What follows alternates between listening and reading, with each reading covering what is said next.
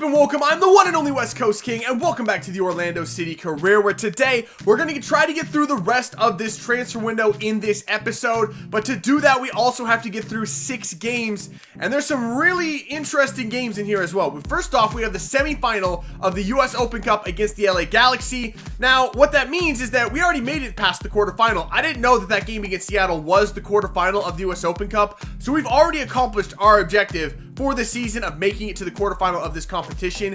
If we could get by LA, our chances of winning the US Open Cup would be really, really good, but LA's a good team. I don't know if we're gonna be able to do that. We're gonna give it our best shot. I mean, 2 days of rest after we play Philadelphia.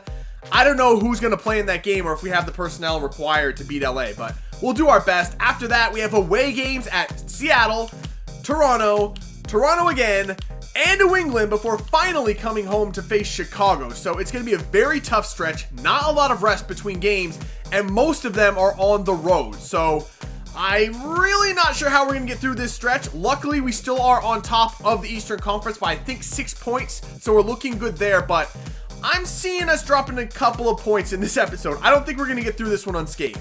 So I mentioned last episode that I did sell both of my backup left backs on accident. Just wasn't paying attention, and it just got kind of jumbled up, and they ended up both being sold at the same time. So I asked for some suggestions for some replacements, and you guys came through. You offered up some really good ideas. Obviously, Brandon Vincent is my #1 target. I really, really want to try to get him, mostly because I want to try to stick with an American in the left back spot. But if I can't get Brandon Vincent, then Angelino would probably be option #2. He looks really good. I had him at Tigres. I didn't play him a lot, but he did play well when he did play. And he's on an expiring contract. And he's loan listed. And he has MLS experience. So all of those things combined makes me really, really like him. Probably as my second option behind Brandon Vincent. Option #3 would be Moises Hernandez, a guy I've never looked at before. He's Guatemalan. I think he's Guatemalan. I'm really going to look stupid if he's not. He is. Okay, good. Thank God. He's Guatemalan, plays for Dallas. I've never looked at him, but he does look pretty good. Not sure how much he'll cost, so I've kind of inquired about him. We'll see what happens with him. And another option that someone mentioned was playing Kellyn Acosta at left back. He does have a 5-star weak foot, so that would be an option, but I think he's just going to be too expensive. It would take all of the money we have to get him into the team, and I just don't think we want to do that right now. Maybe at some point I'll revisit Kellyn Acosta because I really do like him. I really like the versatility he brings, but just too expensive at this point. Alright, so the first game is the US Open Cup semifinal against the LA Galaxy. We're running a full reserve lineup out there with the exception of Colin in there at center back and Breck Shea at left back because we don't have another left back. I normally wouldn't play him on that kind of stamina, but we don't have a choice. We actually don't have any more fullbacks. So he has to play. I don't know what to tell you. He has to play. So I'm not sure how this is going to go. This team did just get the victory over Seattle in the US Open Cup, so maybe there's a chance, but the LA Galaxy are better than Seattle. That would be Zardes over there on the right, so it's probably looking like they're not going to put out a reserve team. They're going to go for it. We'll do our best. We'll do our best.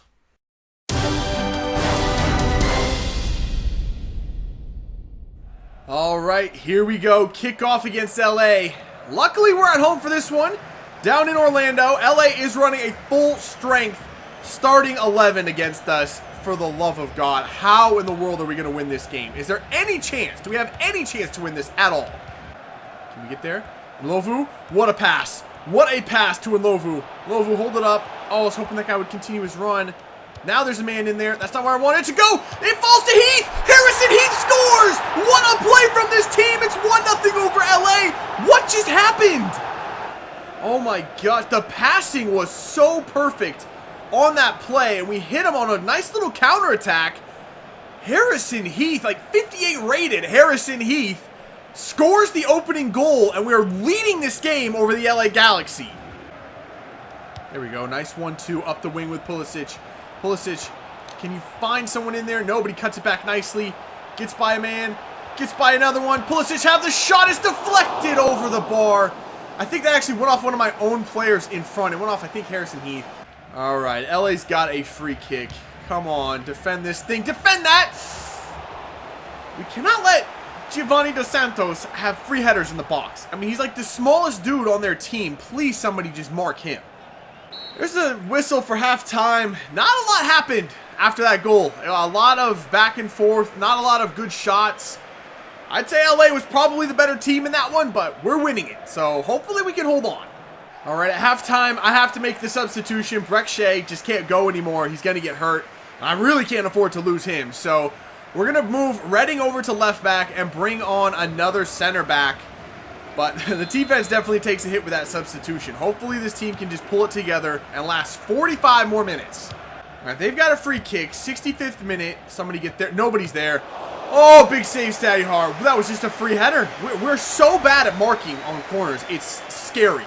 Oh, great passing. Nope, that's not where I wanted it to go. There we go. Look at that shot. Boom, there it is. Redding, the center back, playing left back right now, gets our second goal. That was great passing from this team. We haven't been able to link together more than 1 or 2 passes this entire game, aside from the 2 scoring plays. When they pass the ball right, we can score goals. It's just, they're so low rated that they're very inconsistent. Finally, they got it together. I mean, look at the passing. It was perfect, on point, and finally broke through for another goal-scoring opportunity. I think that's only our second shot on target. There is the final whistle, a 2-0 victory over the LA Galaxy. Don't ask me how. We were awful in that game, but as bad as we were, LA was a little bit worse. I mean, they couldn't score. They couldn't even get a shot. I mean, they were so good in possession, and then when it got into the final third, they just couldn't do anything with it. So we squeaked out 2 goals. We get the victory. We're going through to the US Open Cup final. All right, so straight after that game, we have another offer in for Dino Ndlovu, this time from our Eastern Conference rival Montreal. Now, I'm not a huge fan of Ndlovu. He's played pretty well when he has played, but I think we can do better as a backup striker. So I'm not going to give them the hometown discount I gave Seattle. I want the 1.3. I'm actually going to go 1.4 from Montreal. I'm not too worried about sending him over there. I don't think he has a lot of potential. He's not going to get much better than that anyway. So I'm not too worried about offering him up to Montreal. All right, well, our hunt for a left back could be going a little bit better. I could say that. I'm not sure if Chicago's willing to give up Brandon Vincent for any price in this transfer window. I've offered 1.2. That's probably as high as I'm willing to go. Maybe 1.5, but that's really the limit. Hernandez, he's definitely willing, or Dallas is definitely willing to sell him. It's just that they've already accepted about 7 or 8 other offers for him. I'm not sure even if they accept my offer, if I'm going to have time to sign him before he signs somewhere else. So it's looking unlikely we'll get Hernandez. Angelino, for whatever reason, Man City want $2 million for him. That's way more than I'm willing to pay. I've offered 1.3. We'll see if they come down a little bit. We can meet somewhere in the middle, maybe 1.5, 1.6 for Angelino. So if all else fails, I've also offered a contract to one of those free agents. I absolutely have to have a left back like within the next week because we have a lot of games and only 1 left back. So we're kind of getting down to crunch time here. So I really need one of these offers to come back good. If not, it's looking like we're going to get a free agent.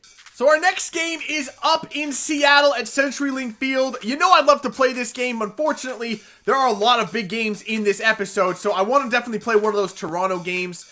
So that means we're going to have to simulate this one. I'm sure there'll be other opportunities to head up to the link and play the Sounders, but for now, we are going to simulate this game. Our first choice starting 11 is in there.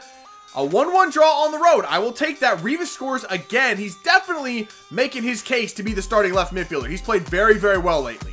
All right, so right into the next game against Toronto.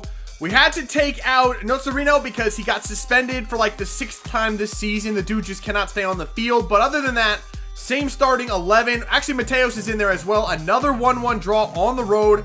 I will take that. We're at least picking up a couple of points here and there. I'm playing the next one against Toronto, so that's good.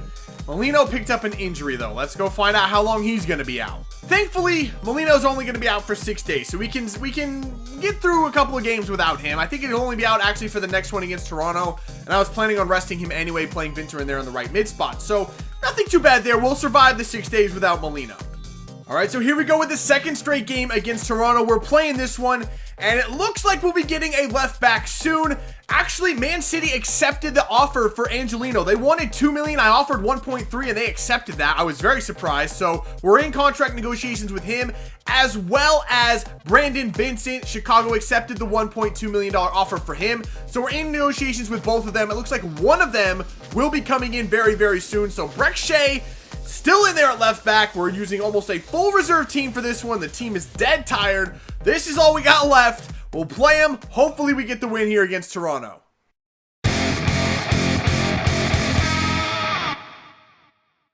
All right, here we go. Kickoff in Toronto, and I thought this was a first choice starting 11 from Toronto, but it looks like they've rotated their defense, which is very good news because their defense, without those new players that they brought in this season, is actually really bad. So maybe we can score a couple of goals here. We're actually on a pretty good attack right now. Can we find a ball in there? Pulisic. Find it to Christian Gonzalez. No, can't get that one. Okay, not bad though. Not a bad first start. Oh, Pulisic. There you go. Beautiful. Play it over here. This is nice. Play it through to Nlovu. Onside. Nlovu! What a save from Irwin! How did he make that save? I can't help but thinking if that was Kyle Lair and that's going in the back of the net, just can't beat the keeper. Oh, that was a great play. What a play from Pulisic. He's really coming in very nicely right now. Oh, there we go. Find that man. There's Nlovu. Get the shot. Swansea get the shot off. No, it's going to fall to Gonzalez. Can Gonzalez get the shot off? He does, and he puts it home. We've been all over Toronto early in this one, and we finally got that goal. Gonzalez puts it home. I think that's his first goal for the team since coming in as a free agent. We've got that early lead. All right. Toronto with a free kick hit a fairly dangerous spot, especially with Michael Bradley taking the free kicks. It was not a bad one, but they're still on the attack. Oh, God, I could... Oh, my God. Okay. Will Johnson missed. If Giovinco had taken that shot, I'd been very, very worried. Thankfully, he passed it to Will Johnson, who not really known for his finishing in front of the net. All right, we're just going to drop back and play some defense because we can't get the ball off them. There we go. See, every single bounce is going their way, so we're just going to wait for our opportunities. Hopefully on counterattacks. Here we go.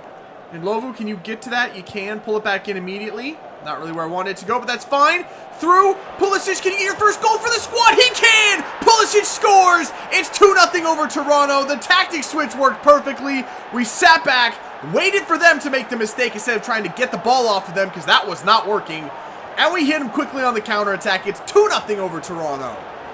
There is the whistle for halftime. Somehow a 2-0 lead. This is exactly like the LA Galaxy game. We're not playing better than Toronto. We're just taking our chances better than they are. They just can't find the back of the net, and we can. Good play. Swanson. Actually, let's kick it back. What a back heel from Swanson. Can we get it back to him? We can. Swanson. There. This is really, really nice play. Gonzalez has the shot. Gonzalez pings it home. This team is playing so sick right now. The passing plays we've put together in these last two games, the one against the Galaxy and now here, have been absolutely incredible. Legitimately, I've never had a team play like this. Look at the crisp first touch passing. And then Gonzalez, who's been non-existent this entire season, has himself a brace here against Toronto. I mean, the players are just all stepping up in the right times. It's really incredible. Oh my gosh, this guy's fresh, and Swanson is absolutely not. He needs help. We need a lot of help over here. That ball is in. Oh no! Oh, Michael Bradley. Bald-headed. Okay, I can't be mad at that. That was the guy that was fresh legs for more, just beat everybody up the sideline, and it took a bad deflection, ended up right at Michael Bradley, and I think that was Breck Shea. Yeah, it was. Back post with Michael Bradley. Oh well, it's 3-1. It's not like we're going to lose this one. Vinter, what the hell was that? That's okay. We'll play the 1-2 with Vinter. A decent tackle. Oh, get the ball in. There's Pulisic with the shot. What was that shot from Pulisic? He just chipped it up and volleyed it into the back of the net. This dude is so good.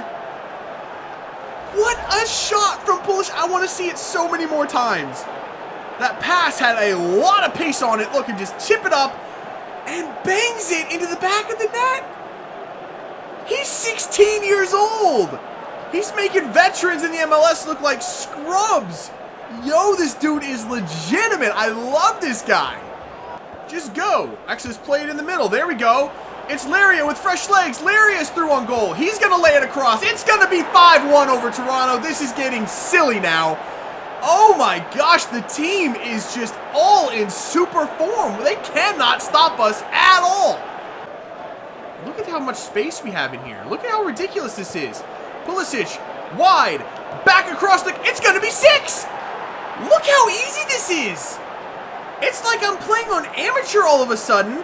Pulisic actually... Oh, that was an own goal. He's not getting credit for that at all. I thought it went to the other guy. I don't know. It's 6-1. I mean, just to make matters worse, now Toronto's going to have an own goal on their record. This is ridiculous. There is the final whistle. Oh my gosh, I haven't played a game like that in a long time. That was our reserve team going up against a nearly full strength Toronto team, but I did say at the beginning, Toronto didn't have their better defenders in, and that could be a problem for them. I didn't think it'd be that big of a problem. A 6-1 win on the road against a team in Toronto that I fully expect to be in the playoffs come the end of the season. So that was an interesting one. All right, so we have landed our man. It is going to be Brandon Vincent coming in from Chicago, costing us $1.2 million and $10K per week in wages. But this is definitely the left back of the future for this team. He has loads of potential, much more than Breck Shea. I'd rather use Breck Shea in a reserve role anyway. Shea probably will be the starter for the rest of this season with Vincent getting some playing time. But I definitely see this guy being a big part of the squad in the future. So let's go ahead and get him in. The other one we have in here is for the free agent that I offered a contract to. He accepted it, but now we don't need him. And I can tell you that Angelino decided he wanted a bigger squad role. Where is it? Right here. Angelino wanted a bigger squad role. I wasn't willing to give that to him. Besides, I wanted Brandon Vincent anyway. We got our man. I'm very happy with our new left back. So we still have quite a bit of money left in the transfer budget, about $2 million with $45K left in the wage budget. And I thought, you know what? Let's go ahead and get a youth scout. Let's get some young American talent into this team at some point. But then I thought, you know what? We've been going through some troubles with some of the fitness because of all the close games we've been playing. Maybe adding 1 or 2 more players to the team wouldn't be the worst idea. I mean, I think we're only up to 28 players on the roster anyway. So I went ahead and offered Dallas a straight swap, Acosta for Sarin, and they have accepted that right away, which is amazing because Darwin Sarin's only worth 1.7 and they wanted 3 million for him. So we're going to offer Acosta a contract and see if we can bring him in. He wants 20K a week in wages. I think that's exactly what Darwin Sarin is getting, so I have no trouble offering him that contract. And he's an important first-team player. Yeah, we'll stick with that as well. We'll offer him that contract. If he wants that, if he wants to come in for that money, I will definitely do that.